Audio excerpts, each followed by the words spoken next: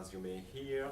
So during the presentation, if my speaking doesn't make any sense, that is normal, but do not hesitate to ask me to repeat, and I will do my best. I'm aware that it must have been a long day for all of us, but let's try to make it enjoyable. Thanks to Siobhan and Owen for the invitation. You may wonder, who am I? So let's go to the next slide to have a few information about me. So yes, I am a naval architect by my initial training in France, in the western part of France, Brittany. Then I moved to the submarine shipyard in production quality control for 4 years, and I spent quite some time on submarines in sea trials, more than 2,000 hours. Why hours? Because in the French way, we just take into account the number of hours spent undersea. That's how it is. Then I spent 7 years in submarine signatures, and vulnerability was behind that, under the cone of silence as the Chatham rules, is that I was working on the design of the Barracuda class submarine, which is the SSN, so submarine with nuclear propulsion attack for the French Navy. Guess what? This is basically the design of reference from which the Australian pressure submarine will be derived. So there are some interesting connections there. After that, I came back to my initial domain, naval architecture, and I was in charge of the Scorpion class submarines, so 2,000-ton class submarines, conventionally propelled, to create adaptations in the baseline when we had new customers or potential customers, such as Poland, Singapore, willing to have some different requirements. I was in charge of making the submarine changed, validated by the whole technical team that I was leading. After that, I spent 4 years in Australia. I left a naval group of France to come to Australia with my family, and I spent 4.5 years in ASC in Osborne in Adelaide. When I realized that there was little odds of ASC being involved into the future submarine space, I left ASC to create my own company, and at the same time I continued my job as a teacher at University of Adelaide, and this is when the University of Adelaide offered me a part-time position since May this year. Over there, I'm in charge of the submarine engineering training and also of the submarine hub the shipbuilding hub for integrated engineering and design, where we aim at developing an R&D facility in the maritime space. So now let's talk shop about submarines and spaceships. Don't expect a very technical presentation, but just a few good ideas about why are those universes indeed not so different. Let's talk about the same story, with a few facts. Let's then do some good systems engineering analysis in terms of purpose and functionalities before talking about the actual technical solutions or technologies in the final step.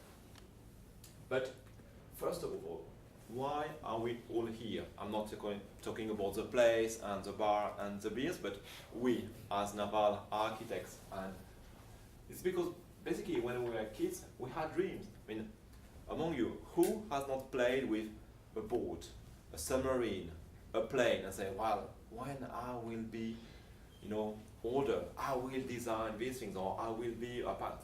When I was young, I wanted to be an aerospace engineer. That was really cool. And I failed. I'm a naval architect, so what's behind the story? I had dreams. I wanted to create those big planes, and then maybe going to space, didn't happen. And sometimes we can be very enthusiastic and say, well, there is space and beyond, but we're not there yet. So what did go wrong for us in the submarine space? Did we have that? No. So that's one reason. Did we have inspirational astronauts? No. Did we have those brilliant characters of Star Trek? No. Instead, we had this. Those great guys, so inspiring. Das Boot, yeah. And K-19, the Widowmaker. Isn't that inspiring for us to come and play in the submarine space? No, it's not. I find your lack of faith disturbing. Yes, okay. I promise. I wondered, I can explain. So I went to my university because basically I failed to be an aerospace engineer, and I went to the shipbuilding space and said, yeah, well, that must be cool. And well, here I am, 20 plus years later, and here you are listening to me babbling, so that must mean something. Let's go into the details. We are naval architects, and submarines are amongst the most complex part of engineering, piece of engineering on board. If we look at our good Collins class submarines, more than 3,000 tons, 500,000 parts, more than 2.5 million man-hours. That's something. I mean, when you compare to, even the F-35 shouldn't go up there in terms of man-hours per plane. Battle tanks, aircrafts, cars, well, it's no big deal when you are comparing the number of parts and man-hours to do that. If we look at the Australian future submarine, we'll be even shooting bigger, more than 4,000 tons, more than 700,000 parts, 160 kilometers of cables, man-hours, don't know yet. Likely more than that, because we all know that taking a design from those bloody French people to be built in our good South Australia, that's gonna be a challenge. But hopefully it won't be alone. Let's go into the technological aspects. Things changed a bit in history when we compare planes, spaceships, and submarines. It's interesting to see that the first parallel is that there has been a constant drive to improve propulsion. The way we put those those magnificent objects into motion. We had the first planes in the late 1800s, and then after World War II, we switched to jets and rockets. I mean, for the first submarines, it was interestingly not too far away compared to planes, and then after World War II, we switched to nuclear propulsion. So, interestingly, when you look at history, there were some similar starts and also step up in history. This is what changed. There are things that did not change, some technological constants as well. If you have a look at spaceships, propulsion basically, we are burning fuel and we have a rocket and lift off. For submarines, there are also some very interesting constants. If you look at batteries, we have been using the lead acid battery technology for the past century, more than 100 years of experience. So that gives us a very good feedback about what can go wrong, and in terms of safety demonstration, that's good. So this is why, today, if we think about going to lithium-ion batteries, it's a different story, because we don't have that kind of history in terms of technology, in terms of knowledge of what can go wrong. And that's a big step to make as submariners. We still have propellers at the back of our submarines, even if you can see that on that German design submarine, it's a bit more complex than usual. And we still have periscopes. Even if today, instead of having purely optical periscopes, we're going to switch to optronics. So basically, you capture the image and you send it to a screen inside the submarine. So, interesting parallels. So, let's go now into the systems engineering space. So, let's think about the functionalities to achieve the requirements. For submarines, for rockets, SpaceX, and for Star Trek, we are all leaving our home port. We are going onto a mission, we navigate. And hopefully, we can make it back, we can land back. So that's the first striking point in terms of those different vehicles. They do exactly the same thing in their own way. All of them, they have to deliver mobility in 3 dimensions and in a fluid. That's the other aspect. And if you look at that, going into the fluid dynamics, I mean, when you look at a submarine and a rocket, because once the submarine is submerged, there is no wave, so there is no fluid effect. We are using only Reynolds. And it's in the same kind of facility, and here it's into the NTF, so the transonic facility, that you can see a hull of a submarine being tested, and also some rockets from NASA. The reason being that for submarines, because of the equation, we need to get to a high Reynolds number. We cannot do that easily in air with the current viscosity. So the one way to do it is basically to play on the temperature to make the viscosity, the dynamic viscosity of the fluid, in that case nitrogen, evolve so that we can get to high Reynolds number and then have a scale down test of the submarine. So you can see we are using similar test facilities because we are in both cases in a Reynolds focus number when the submarines are submerged and the rockets are launched. Endurance.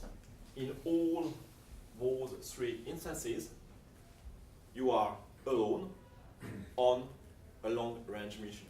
I mean, apart from the wolf pack technique of World War II, where submarines were hunting together, nowadays submarines are still quite some big lone wolves. Okay, they can interact with HQ and as a fleet, but they are going alone on the mission. So that's another interesting, characteristic of behavior in all of these. You are on your own. Nobody will come to rescue you. In terms of maneuverability, they all have control plane and thrusters. Thrusters on submarines, yes. On some first generation of SSBN on the French submarines, you had these devices. So basically, you were using those high speed rotating devices to basically have a flow in one direction or another. The purpose was to be able to maintain very precisely your depth or the distance from the surface during the launch of ballistic missiles. So basically, I would call that a thruster because that's exactly what you are after. This is SpaceX and Star Trek, they've got thrusters when they go into the atmosphere. So once again, similar technological means. You want to deliver a thrust to maintain your position. In those instances, you have also to be resilient against a hostile environment. How many times have we said it's easier to go to the moon than to go to the deepest point of the sea on Earth? That's true. How many times have we been down to the Mariana Trench? You compare that to the number of times where we have sent people to the moon. That's not different. You've got the pressure to withstand, and you've got the void of space to resist. So all those environments are not friendly towards what is inside. When you look at that from a structural point of view, here is a rocket. You've got cylinders, stiffeners. This is a typical pressure hull for a submarine. Just zoom in, present that to people that are not that knowledgeable and say, okay, which one is submarine? Which one is the rocket? Don't they look similar? So similar approaches to find ways to withstand the pressure issues. I won't delve into the Star Trek things, but it looks exactly similar in terms of the way that you are using compartments, dedicating functions to some specific, dedicating rooms to some specific functionalities. That's the same way here, here, and here. Look at those crew quarters. I mean, it doesn't strike you straight away which one belongs to a space station, which one belongs to a submarine, which one is coming from Star Trek. It's not that obvious. And when you look at the way they are arranged, they share some similarities. You have accommodations. You need some life support systems. On a submarine, you need to get rid of the carbon dioxide, other pollutants, and you need to generate oxygen. And basically, on the first nuclear-powered submarines, because they were not going close to the surface to replenish their atmosphere with an induction mast, they had to use solutions from the space industry. So that's interesting comparison.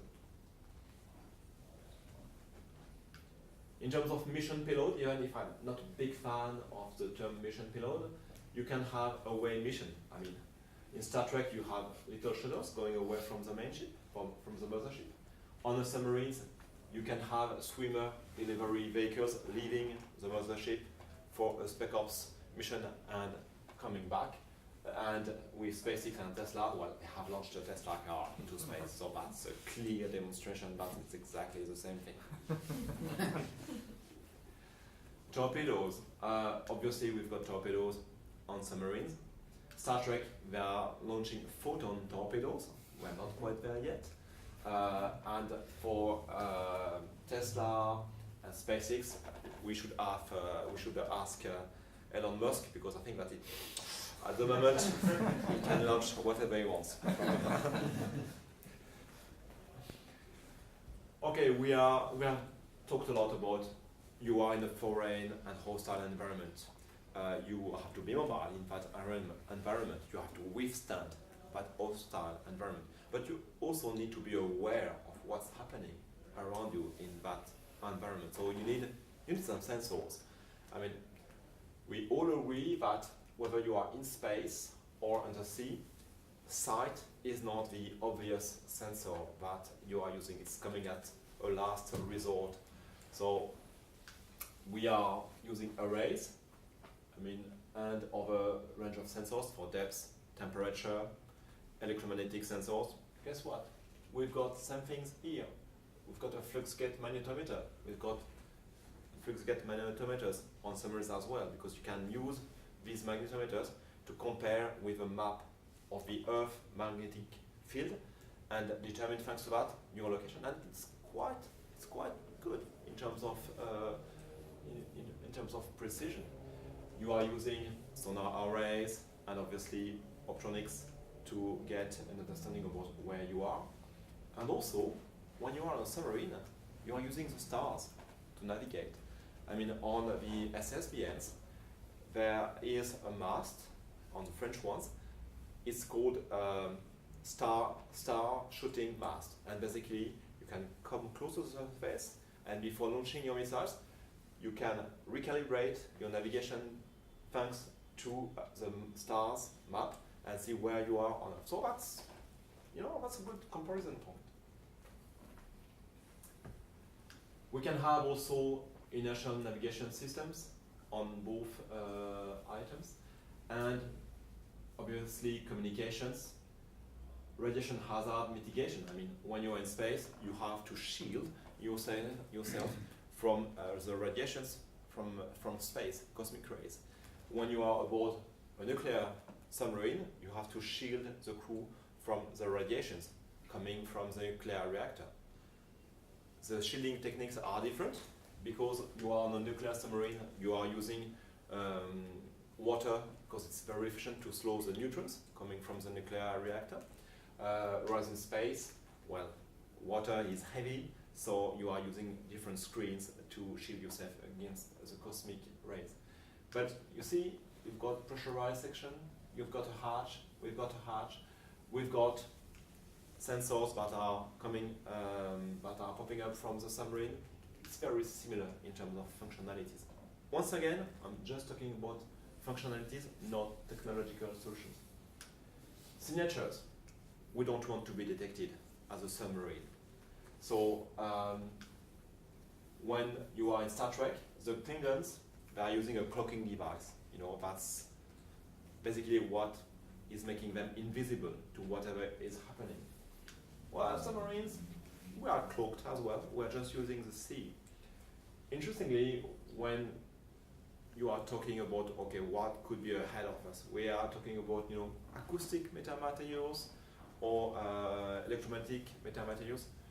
For acoustics, obviously, there will be some physical limitations because at some stage you need your physical acoustic impedance to be infinite, so that's a challenge, but in principle we are looking at the same things. Let's talk about now the design solutions, because we have talked requirements and functionalities, but let's talk technology now. If you look at the way we design submarines, we like to have a nice ratio in terms of length over diameter. You know, varies, but optimum here around 6 to 7, where the total resistance is minimized.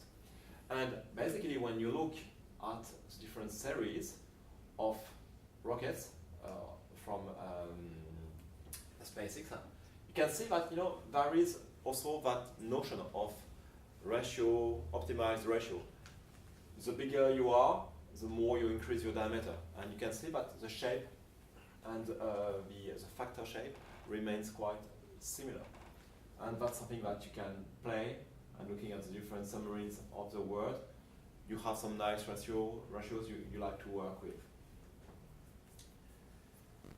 In terms of signatures, I mean, we are using on submarines interesting technologies. I mean, we are using external materials, we are using anechoic tiles, we are using the reflectivity and the transmission loss to get some effect. We are trying to get as low as possible an electromagnetic signature, or should I say electromagnetic signature, because there are the permanent one, we've got the electric signature. So that is basically our approach to mimic a cloaking device. We don't want to be seen as something prominent in the overall environment. And when we think on how we build those objects, there is that same trait of modularity. So we are using modules. On rockets, we are using modules basically for the payload, and that's the way we adapt to that. On submarines, we are using platforms on which we are fitting the different interesting functions that we then fit inside the submarine. And that has a big advantage in terms of manufacturing, because you can basically manufacture that part independently of that one. So in terms of minimizing the coactivity that you got in building a submarine, that's a big asset. Coming back to how do I increase my capacity or my capability, I am increasing the length. And I mean, if you look at different submarines, basically you are plugging cylindrical sections inside the submarine to have additional functionalities. This is the Scorpion class submarine. That's the baseline from Chile, 66 meters. When we made an evolution for the Brazilian Navy to have a longer endurance and range, basically we changed the middle section. So we cut the submarine in two. It's easy on paper, and then we put an additional section in the middle with more tanks, more accommodation. Look at what is happening for the capsule on top of the SpaceX. It's exactly the same thing. You are lengthening it. So it's a similar approach in design. And this is an AAP section, so air independent propulsion to generate power without the need to go close to the surface, to use the atmosphere to create some electricity. So, same principles, you want more, you add length, to add length, you create a section that you plug into your design. Let's talk about structures. I mean, it is interesting to see that the first submarines were using riveting techniques. This is an example of that. And in the aerospace industry, correct me if I'm wrong, we're still relying a lot on rivets for the structure. Submarines evolved to go basically, we are welding everything. But in some instances, we are coming back to some tailor-made solutions. This is the S80 submarine from Navantia, and basically what was implemented is, instead of having a completely welded section here, which makes very difficult access to what is below in terms of corrosion control and paint, they decided to sacrifice a bit of that volume, which was initially for the ballast tanks. They said, well, we can do without that volume of ballast tanks, and we just plug a strake over there and we bolt it so that we can remove it and access to what is inside very easily to make the controls on the pressure hull and check corrosion, thickness of the pressure. So sometimes you go back to where you had started in terms of technological solution because you have some interesting features you want to recover. Cryogenics, we've got cryogenics on rockets, obviously, but we also have cryogenics on submarines. When you are using an air-independent propulsion systems, whether it is a Stirling system, MESMA, fuel cells, you are in all instances using liquid oxygen, and you need to store that into that nice little tank, which is not something you are very happy to have on submarines, because when these things go wild, it's not happy. It's not happy anything. I've got a story about that one. It's on the Agosta class submarine for the Pakistani Navy. And so basically there was one safety scenario. Let's say that there is a flood in that section. The flood, let's assume that we cannot mitigate it, and then that there is water starting to heat up the oxygen. Heating up the oxygen into the tank would increase the pressure into the tank, and that tank would just explode. So to avoid that, the only way is to basically jettison the liquid oxygen into the sea through a 100 mil pipe. The funny bit is that in that scenario, it's happening behind a bulkhead. So basically, you say, well, we've got a flood on the other side of that bulkhead. We need a volunteer to manually open the valve. Any volunteer? Owen? Yeah, there you go. So then Owen would have to go through that part, then slide against the tank like this, and then with the extent of his arm, just pull the valve, and Rush said, guys, I've done it, let me in! Pakistani way, that must be very fun. I said, well, should we have a more automated solution for the valve? And they said, no, it's not safe enough. That's another kind of silence, of course. Do we have reactors on submarines? Yes, with nuclear propulsion we have some reactors, and on Star Trek ships we have reactors as well. Not sure we have some of them yet on spaceships from SpaceX, but some Russian satellites had some nuclear generated electricity. So see, commonalities once again. So what also can go wrong on spaceships can go wrong on submarines. I remember that, on a submarine that we had in FCD, in full cycle docking, in France, it was in the 60s.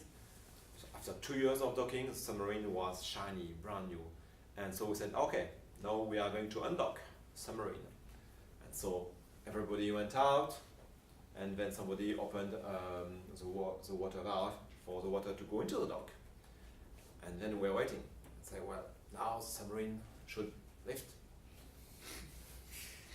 Now, why isn't she lifting? And then we basically could see the submarine, not lifting, and the water going up, up, up, up. And we flooded the brand new submarine because, and that's what, sorry, somebody with knowledge decided to shunt the safety mechanism between the external torpedo tube door and the internal one to save some time. And he had forgotten to put the safety back. It was not checked properly, and so the water basically rushed into the submarine thanks to that nice torpedo tube. So, well, guess what? We'll have to do it all over again. So basically, that boat stayed 5 years in FCD. So things like that happen on the big operons, but not for the same reasons. Okay, more sadly, things can go utterly wrong because with this Challenger, I won't come back on the O-ring issues. Somebody had said, yeah, she'll be alright, that will do. I don't know what happened on the Kursk, but things like that happen. I mean, we've got plenty of stories where we are trusting, the technical team, and something can go wrong. So, and we have to pay a dire price. It's not that. It's still quite fresh in our memory what happened on the San Juan from the Argentinian Navy. A submarine that basically disappeared, and we don't know where she is, but we know that she's at the bottom of the sea somewhere. It takes 20 milliseconds for a pressure hull to implode. The only silver lining to the story is that our brain cannot process that duration. So it means that the poor crew that died, they didn't realize that it was happening. So it was very different for those in that submarine who were trapped in the aft part and couldn't escape. So, are we so different between submarines, SpaceX, and Star Trek? According to Lord Vader, no. I will show you the beauty of the dark side. I hope that this is what I have accomplished tonight. Thank you very much for your attention and your patience in listening to my South Australian accent. If you have any questions, please, you're more than welcome.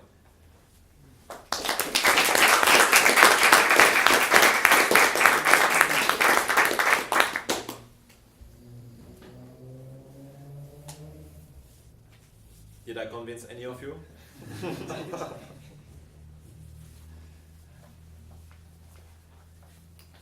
No questions? I'll throw it. Eric, so what, that was really good, thank you. Great look at submarines. Where are you involved in, or how are you involved with C5000 at the moment, and what sort of...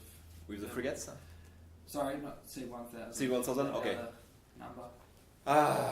So, under the cone of silence, and I don't know how much you know about what's happening behind closed doors.